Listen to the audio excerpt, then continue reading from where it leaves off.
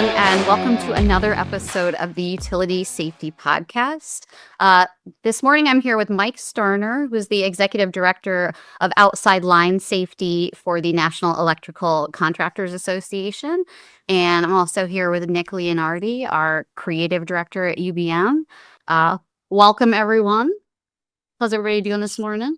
Doing great. Yeah. Nick, hey, great to see you guys. I hope your new year is starting off great.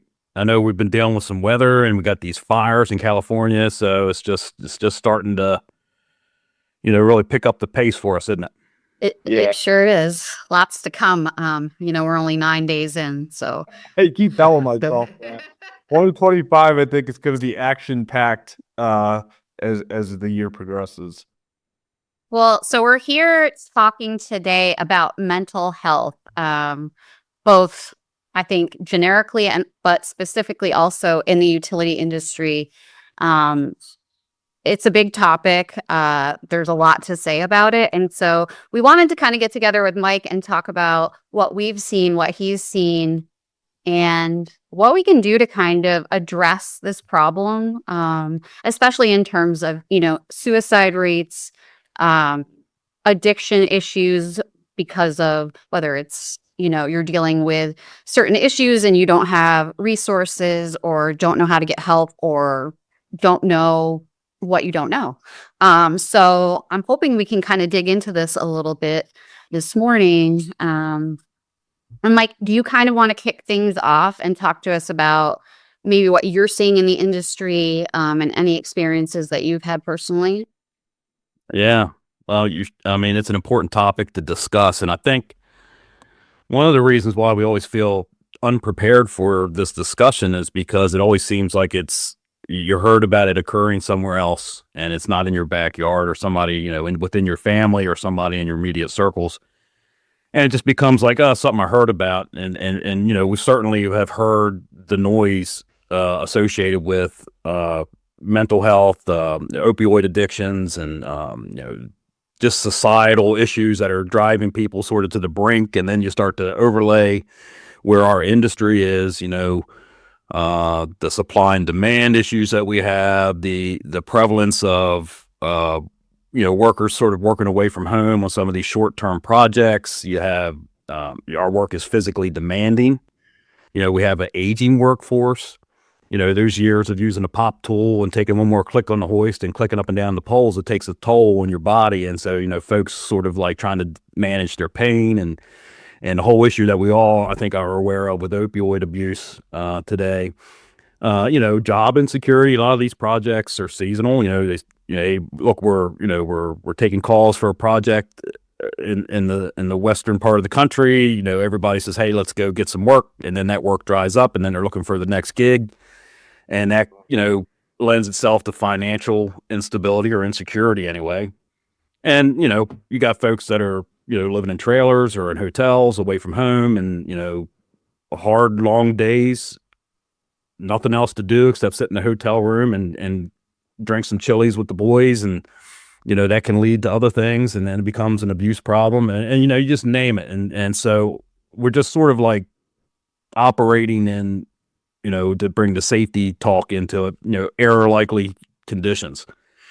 All these precursors, all these outside influences that affect how individuals operate, as an individual in the crew, but also in the crew setting and all those dynamics. It's sort of like coming to a head.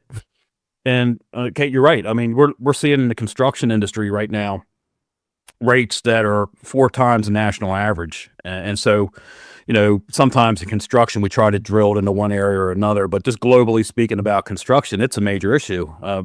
CDC and the Construction Center for Construction Research and Training, they have some information out there that sort of lines up that we're seeing rates somewhere around 45 to 50 for every 100,000. So that's the leading occupational rate for the occurrence of suicide and for construction workers. And so we have to think about, okay, what can we do different? We tend to focus on awareness, but I think people nowadays are really looking at what's something actionable we can actually put in place, especially employers that are looking at their total worker health programs and trying to take it to the next level. Yeah. Yeah, and I would even say you mentioned, it kind of becomes one of these things that you hear about, but maybe don't have direct experience with. And, I would argue to say that that's true, but I think it's going on. I think this industry specifically being, male dominated still, though that's changing. And these people don't want to share that information. They're very guarded about their emotions. And I mean, we all have them, but you all know when you're around your friends and stuff like that or coworkers, you're not really spilling out your problems, and your emotions and what you're feeling internally because that feels soft and uncomfortable. So, I think there's probably someone we all know, even if you don't have direct awareness, that's dealing with some of these issues on a day-to-day basis. And I think we need to make it safe for them to be able to express what they're feeling because ultimately, this affects the job site. It affects other crew workers and the company as a whole. And, you're there to do a job, but the reality is we're all humans and we all experience this stuff. And that will ultimately affect your goal of the job. So we got to make it safe for people to speak up. Yeah, and I just want to touch on that. I think that the engagement, like our relationships are so important, right? And I woke up this morning, we're dealing with these fires out in LA. Things seem kind of borderline apocalyptic these days. And so it's like, we're all overinformed. Like we know too much. And so how do we what is it that makes us human and connects us and can help us out? And I really think that is what Nick's talking about, is being able to communicate with each other, have these relationships, but but in, let's say, an organization where that's not something that is perceived as like a value. Because I really think that personally, as a person who's had many mental health struggles throughout my life, I think if I didn't have the support system that I've built over time, it would just be a lot worse than it has been. And that was a lot of it. It was like I had moved from Connecticut. I moved to Illinois. I didn't know people. I didn't have support. I was in my, mid-20s, which is like that quarter life crisis when you're just like, I'm not a kid anymore. I'm not an adult. And really the best thing besides, therapy and head meds has been that support system where you can be like, the world's on fire, but at least I have people around me who know what I'm going through and who are there to support me when things are bad. And it's like, so how do we incorporate that or focus more on that? Because I think it's a part of safety too. It's like if you're not connected with the people who you're working with and you guys don't know how to talk to each other, how do you keep everyone safe on the job site and get everything done? 100%. I mean, you guys are saying the same thing. It's how do we remove the stigma? How do we make it an everyday conversation, or at least, it's not perceived as something that makes me a weak individual. Suicide ideation or, contemplating suicide is something, or just mental health, depression, not, feeling like you're having trouble dealing with whatever issues you have in front of you. That's seen as a sign of weakness, right? So we tend to, especially in our trade, but just generally everybody, right? So it's just no different than if you tweak your back or you're feeling a little hot on a hot day, being able to recognize the symptoms of something that's occurring. We think of mental health or, folks that are in deep depression as they're broken, right? And that's what I think people are afraid to admit, or at least to have that sort of label placed on them, that they're a broken individual. There's something that they don't function like everybody else. And so they have to sort of manage that, or at least protect that perception. And the reality is that mental health and depression is an injury, no different than if you sprained your back or you're feeling a little hot that day. These are all things that can be treated, you can overcome and get out the other side. The problem is that folks that are in deep depression with no support system, they can't see the other side of the tunnel. They feel like there is no other option, and then they become victims of suicide. And so there's things that we can do. There's a lot of things that we can do. So most of it is cultural, right? Societal things that we can do just to be better humans with each other, right? Our baseline is so low Kate, like you mentioned, it seems like it's the apocalypse, right? And every day you hear about something else that's really bringing you down. And you lay over top of that everything else we talked about, with, you know, financial issues or being away from home, or you're having relationship problems, or the workload is high, or you're wondering where your next job is going to be. You start medicating yourself with drugs and alcohol, and you just get into a death spiral, quite literally. And if there's no mechanism in place in the workplace to sort of catch and tee us off that that's occurring, then we can have problems. You know, one of the things that we struggle with as employers is, you know, why is it how is it my responsibility? Even if I want to, how can I leverage my influence to improve somebody else's mental health when so many of these things are occurring in the home, or, you know, off the clock, let's say. And we tell our members, look, you know, try to identify stressors in the work environment. There's things that you can do, stressors, and then you can also find solutions that you can put in the workplace.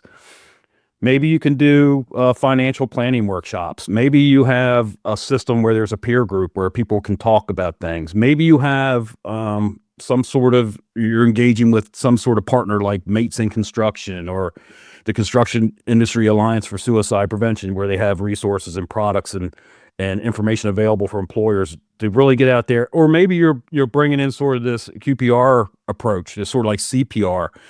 You know, we're going to have an official program in place so that we can recognize someone that's in, you know, in sort of that acute depression stage, or an issue where we're going to have to intervene, and what can we do in immediate response to sort of intervene in that.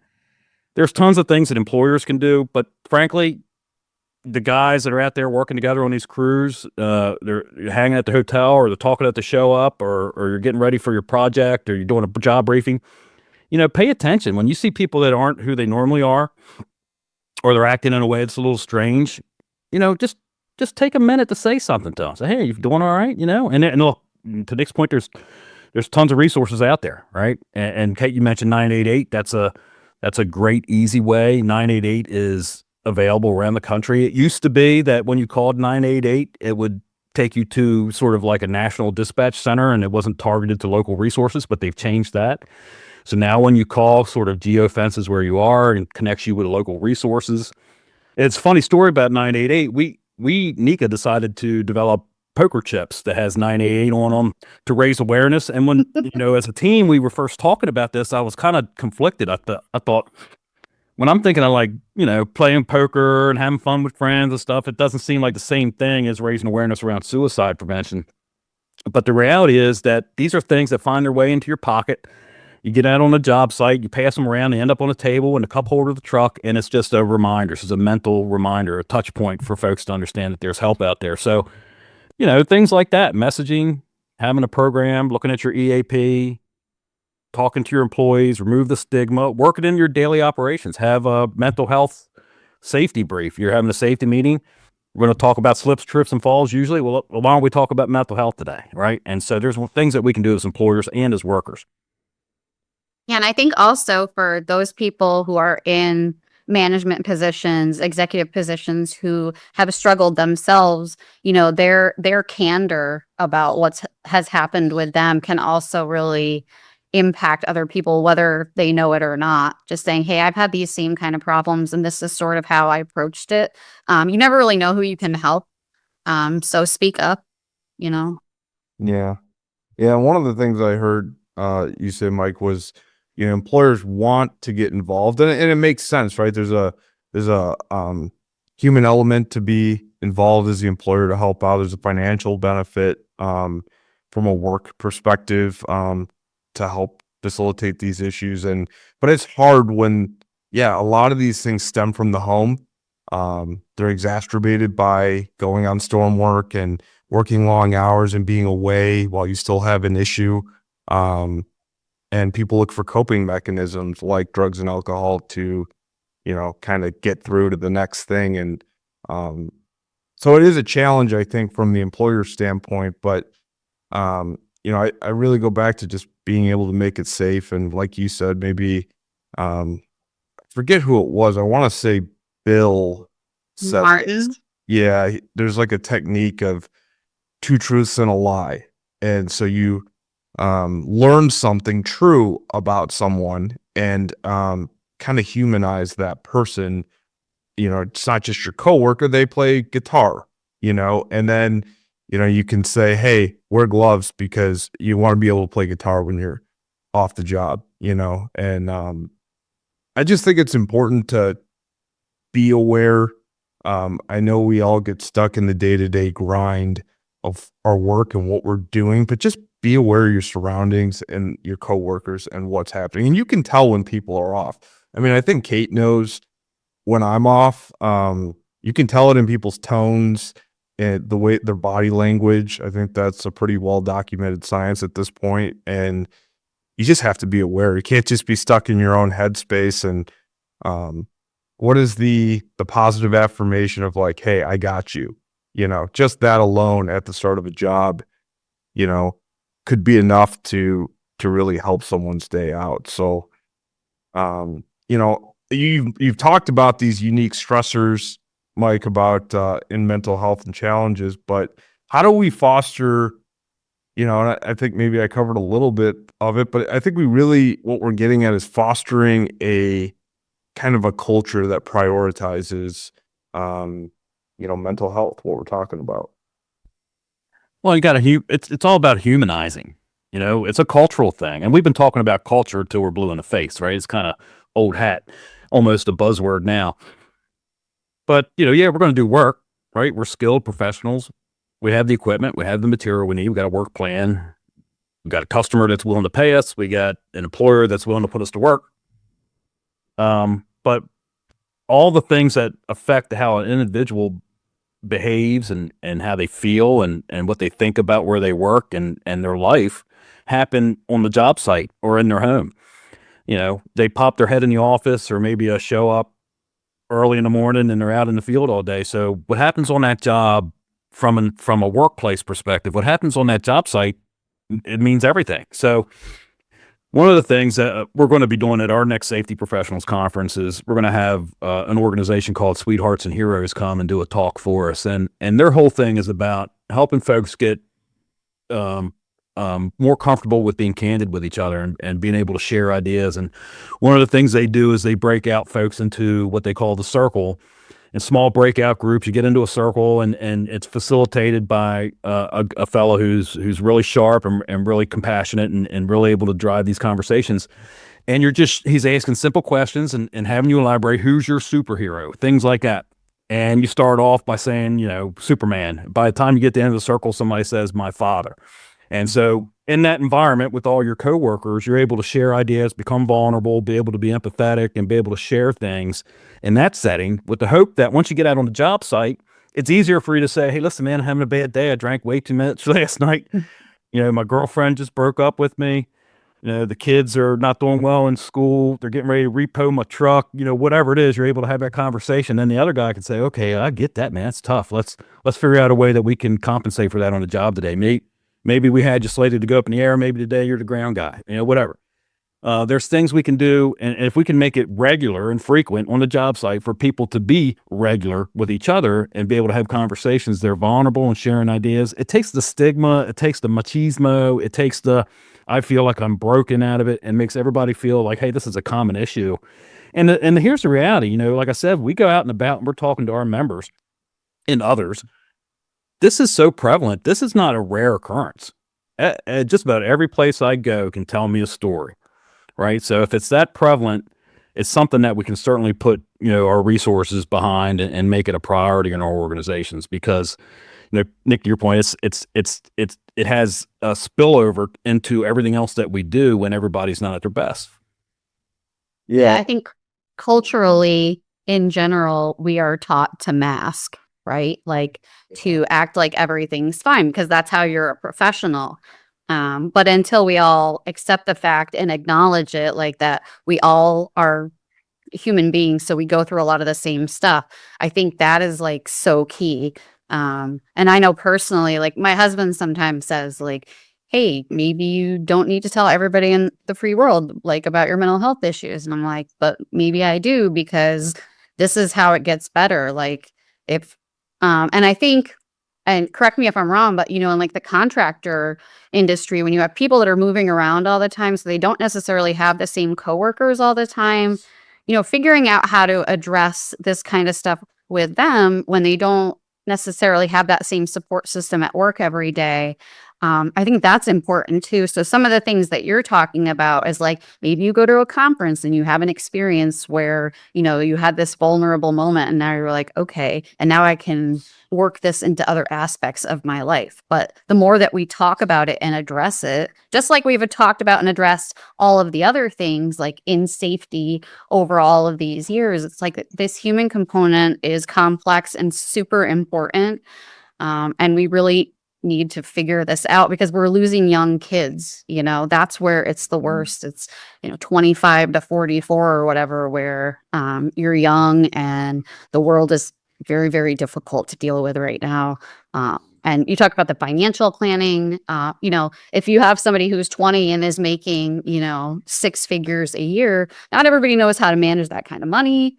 And so you run into trouble there. Like there's all kinds of things. So yeah, the holistic health programs, like we need more of those. And just to really start talking to each other like real people.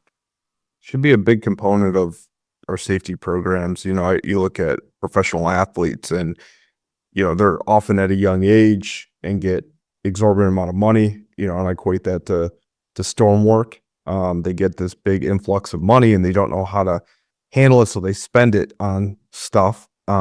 And then there's just this vicious cycle. And financial planning, I didn't even think of, Mike. I think that's a really good tool. I mean, even in going back to like our schools, that they should be teaching kids, but if we're not, we should be offering that service to our employees.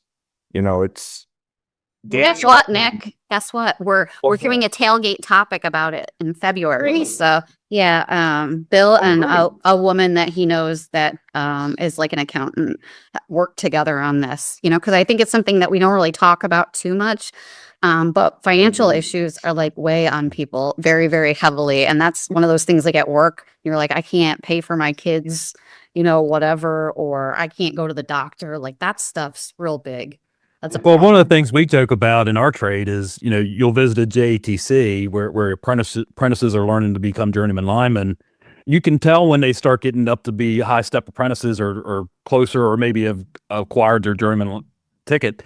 It's nothing but F-350s, lifted, shiny brand new trucks, and and God bless them. I love nice trucks too. You start making a lot of money. You start thinking about I'm in a career that's going to provide pretty solid paychecks for the rest of my career, but the work comes and goes, and you can get into a situation. Sometimes it dries up, right? It gets lean, and life is expensive. That's right. And so if you've maxed yourself out with all the toys and all the fun life things that you're doing, and you're not prepared for, the downturn, financial planning is something that can really help you be prepared to not have that mistake. Yeah, I think the other component to this that I don't know if we've talked about is, social media. We're more so connected than we ever have been, and yet it's an echo chamber of negativity, and hate, and Right. It's someone told me this who's a friend of mine who's got kids in school, a coworker, and they don't have to deal with bullying at school and they come home and they get away from it. They get bullied 24 hours a day online. And I didn't even think about that because when I went through school, it was, okay, yeah, a kid made fun of me at school, but then I get back home and I'm with my family and I'm in a safe place. That doesn't exist anymore. No, I mean, you think about social media and how much of a scourge that's become in our trade. I get very frustrated when I'll see a post where they're having an apprentice do something silly or stupid, or maybe putting themselves at risk, in a potentially hazardous situation and making fun of it. We're making the apprentice do this, that. The very next post you'll see will be a GoFundMe for somebody who just lost their life on the job. And so it's like you guys are conflicted. What's it going to be? are you going to be a brother's keeper, or are you going to make jokes on TikTok? And you can't do both, because all those things are inputs into what's occurring on the job. Because instead of thinking about how can I get this job done safely, effectively, with a lot of controls, you're thinking about how can I make the next viral TikTok video, and that becomes a problem. Yeah, you're giving it credibility.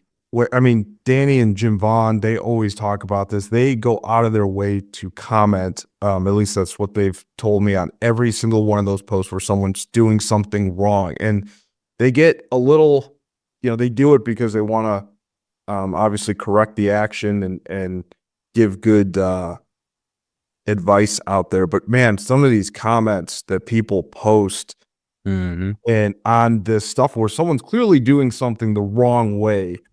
And unfortunately, the algorithms are designed to, again, echo chamber, really push that stuff out and not the good stuff. I mean, if you could have a post where someone's talking about, hey, my kids are going through some really hard times in school and, talking about real life things, and you got someone that's not grounding properly or not wearing gloves, and that thing seems to get way more runway than the other. And I think that's something that should be addressed. I mean, I don't know how, because we're obviously not in control of those companies. I know personally, I try to stay off. Like, I don't use Facebook. I don't use Snapchat. I mean, I do use TikTok. I find a lot of learning value in it, but I don't know how to fix that issue, because they learn that at a very young age. Well, you know what I'm curious about is, so like Australia in like November or whatever passed that ban on, they're banning social media for kids who are like under 16. And besides being really curious about how that gets enforced, because I don't really know how you enforce something like that in the home too, like especially if your parents are like big on social media.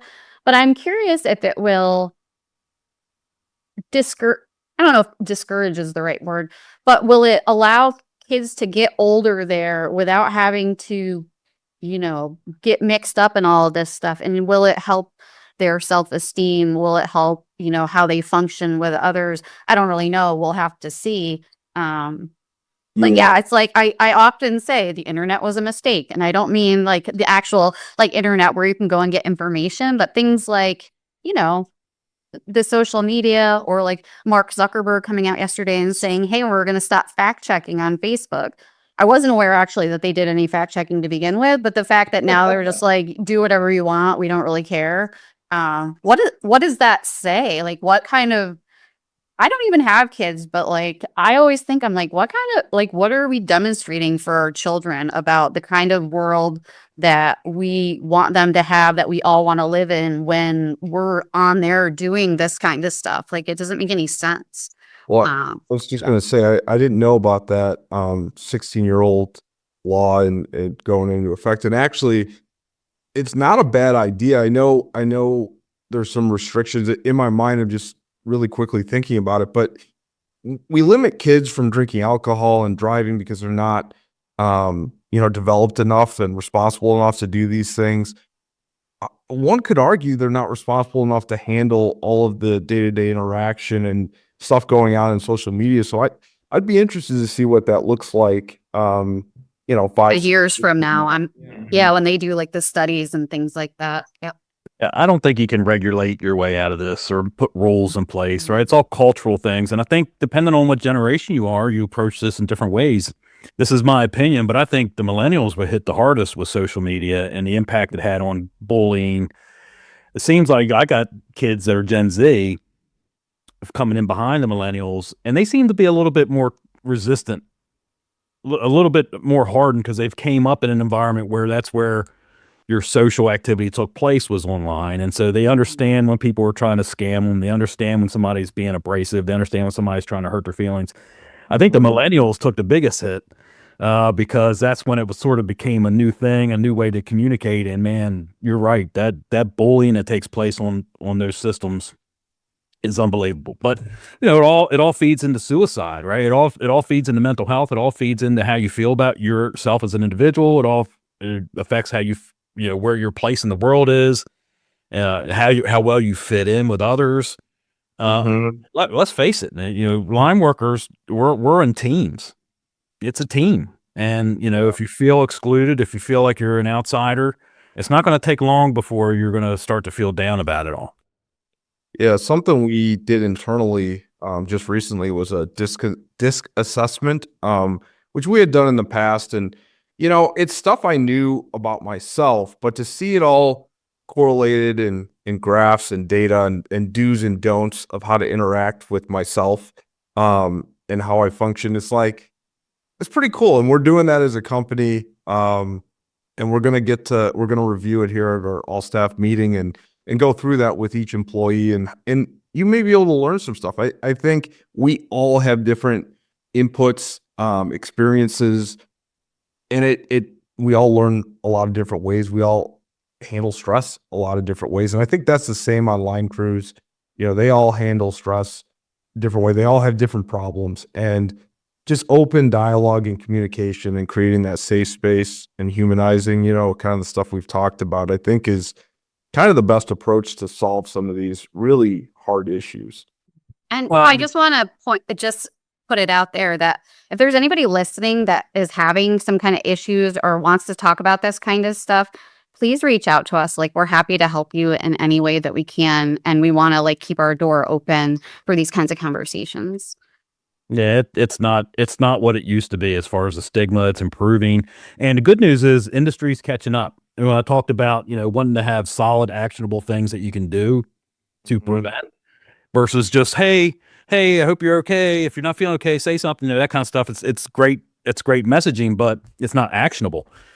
So, Kate, you mentioned Australia. In Australia, they have an organization called Mates in Construction. And I know some of our members are looking at, bringing sort of their methodology into the U.S. and figuring out how to incorporate their philosophy into their sort of EAP or whatever they have in place to sort of support their employees in this category. But what Mates does is they identify folks that are sort of like on the job site champions, and they call them connectors. So these are folks that get a sticker on their hard hat. It's not a big production, but everybody in the job understands that person is somebody they can go talk to. And, maybe it works, maybe it doesn't work on your job site. But in Australia, they have a metric that they lay out that they had a 7.9% reduction in suicides among participants. So that's something, right? That's every person counts. Yeah, every person they save counts. Right. It's evidence-based outcomes, right? So, give it a look. At the end of this month, and NECA and others are going to be participating in Construction Working Minds Summit. So the end of February, actually. So the summit, they have speakers, industry stakeholders everywhere, from employers, labor organizations, safety professionals, mental health experts. They all come into this summit to sort of talk about these issues. So if you're interested in learning more, I would encourage you to check out Construction Working Minds. It's a nonprofit organization. They raise awareness, they exchange best practices, they promote collaboration, and most importantly, actionable takeaways. I mentioned the Construction Industry Alliance for Suicide Prevention, or CIASP. My coworker, Wes Wheeler, who's our NECA's Executive Director of Safety, he's on the board of directors, so we're heavily active in that group and figuring out how we can learn from them. We talked about QPR, so if there's a lot of different vendors out there that can help you if you want to go down that road and develop a QPR program. Mike, would you explain what QPR is real quick? Because I'm not sure if everybody realizes what it is. So if you think CPR, right, this is that immediate response. This is how do you, just like you would train your workers to be able to respond to perform first aid CPR for someone who received a traditional injury. This is the same methodology, but with a mental health aspect. And so QPR stands for question, persuade, and refer. Right. So the very first thing you do is just, like I mentioned, hey, pull off somebody off the side. You doing all right, man? Not quite the same you would be.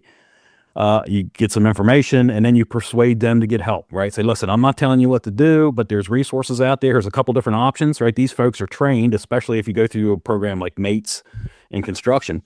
These folks are trained to give you the resources that you need. So it's a program wrapped around it. So it's that immediate response, that emergency response. How can I get this person in front of somebody else so that they can at least talk right now as quick as I can?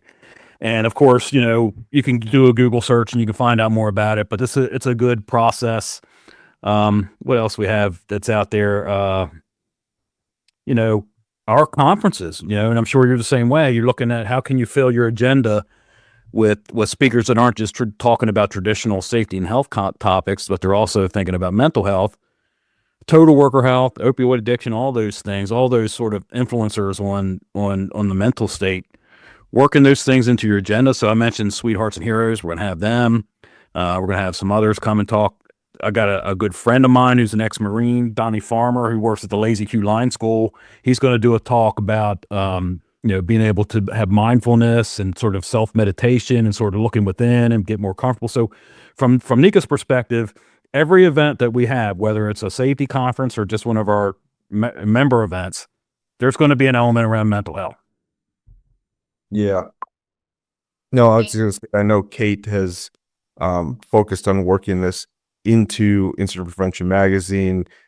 We've had some of these topics at our IP Utility Safety Conference and looking at that for the upcoming one in Charleston. And yeah, I just think it's important. Kate was on it early. I don't want to take credit. Kate was kind of the one that has explored this a lot. Yeah, I mean, it's a lot of it is just like parallel to my own life. And as I've been with the company for like 16 years now, and obviously we cover a lot of technical stuff. But a lot of our, the focus, I think, in a lot of places has, not that it's moved from technical to something else, but really there's been more work being done about not just mental health, but also just like knowing yourself, right? Like for me, I think it started with like the emotional intelligence and really being self-aware and understanding like how I'm interacting with other people. And then it's like, finding a psychologist, finding a psychiatrist, figuring out how my brain works and all of these things. And it's like a long process. And not everybody's real into it. But it has changed my entire life. And so I would be remiss if I didn't work hard to also try to get this kind of stuff in our magazines, because I don't know how much access everybody else has to this kind of thing or what they know. And safety is not just about I'm wearing my PPE. Safety is about I know how my brain works. I know how I'm interacting with other people. I know how to like plan things out so that we stay safe. There's so many components, and this is a big one of them. So I know we've been talking about this for a long time now, and I don't want to I feel like we could talk about it for probably 4 more days. So I'm just wondering, if there's one more thing that you kind of had to say about the topic or one more thing that you wanted to get out there to the listening audience, what would that be? Well, I hope folks that have been listening understands that this is not a unique problem, right? This is something that occurs just about every segment of our industry and every walk of life, whether you're rich or you're poor or you're in management or you're out in the field, whether you're, on the East Coast or West Coast, it's a common issue around the world, really. So you're not alone, right? So understand that this isn't a permanent injury. You're not broken. You're not defective. You encountered some sort of injury that needs to heal. There's a lot of ways that we can get you to heal, but the very first step is for you to recognize that you're in that state and be open enough to share with folks who are concerned about you what's going on, and at least be open to the idea of talking to a third party, right? Somebody that's objective, that doesn't know you from Adam, but can give you some advice and give you some direction, give you some tips, and start to think about it like you're healing an injury. Like, this is your therapy. This is your PT, for this mental injury. And guess what? You hear folks all the time talking about, I was almost there, I almost did it, or I was unsuccessful, I'm glad it didn't work. We've heard folks that were taking leaps from bridges, and as soon as they jumped off the bridge, they knew it was a mistake, right? So that's a common theme. It's a temporary illness, injury that can be healed, and you have a support system around you. We recognize the problem. We understand all the inputs and influencers. We understand that there's more to the puzzle than just what happens on the job. But we love you, and we want you to be successful, and we want you to grow, and we want you to get past this bump in the road. Because guess what? We got some good things on the horizon. Our industry is getting better. We're getting more innovative. We're getting more workers pumped through the system. There's no better time to be alive on this planet. So stick with us. We'll get through this together. God bless you. Yep. Yeah, absolutely. And I would say, remember, addressing mental health isn't about just improving individual lives, about creating a safer and more productive workplace for everyone. We got to break the stigma, which we talked about, and providing resources, which we'll have in the description of this podcast, as well as ones that we mentioned in this podcast. And we need to drive these open conversations to drive meaningful change. Thanks, you guys, so much. This has been a great conversation, and I hope everybody tunes in next time. Make sure to check us out on utilitysafety.podbean.com so you can read all of those recommendations from Mike and Nick, and we'll see you next time. Thank you, guys. We appreciate it. Thanks so much, Mike. Appreciate you. You're welcome. Anchored in safety. The IP Utility Safety Conference is setting sail to Charleston, South Carolina from April 29th to May 1st, 2025. Register today at utilitysafetyconference.com. The views, information, and opinions expressed during this podcast are solely those of the individuals involved and do not necessarily represent those of Utility Business Media and its employees. It is strongly recommended that you discuss any actions or policy changes with your company management prior to implementation.